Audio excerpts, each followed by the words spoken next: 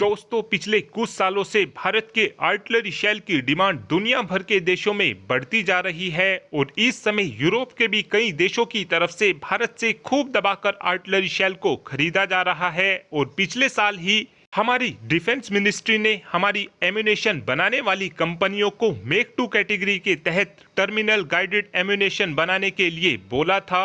इन ammunition को बनाने के लिए munition India limited, Adani defence, economic explosive limited और भारत फौज ने हिस्सा लिया था।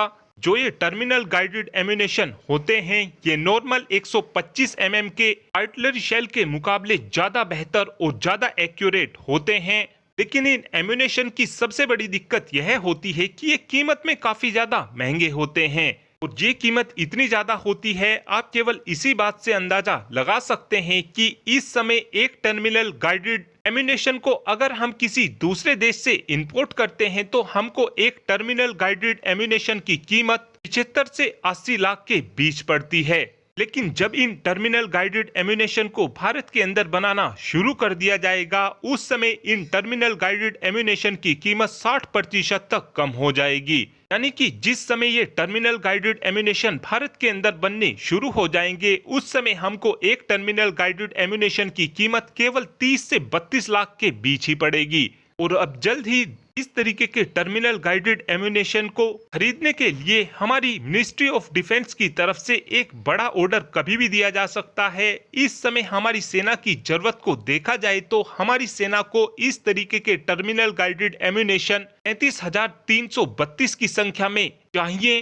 लेकिन अभी भारत की तरफ से प्लानिंग ये की गई है कि हम पहले बैच के तहत 2000 की संख्या में टर्मिनल गाइडेड एम्यूनेशन को खरीदेंगे और जो बचे हुए 31,322 एम्यूनेशन होंगे, इनको धीरे धीरे कर खरीदा जाएगा।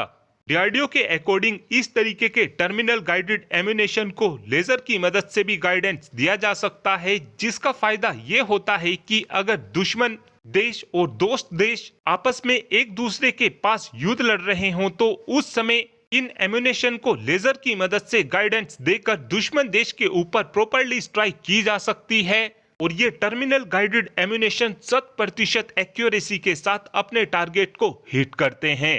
वहीं पर अगर नॉर्मल एम्यूनेशन को देखा जाए तो इनकी एक्यूरेसी टर्मिनल गाइडेड एम्यूनेशन के मुकाबले थोड़ी कम होती है। कीमत के मामले में भी नॉर्मल आर्टिलरी शेल की एक्यूरेसी भी थोड़ी कम होती है।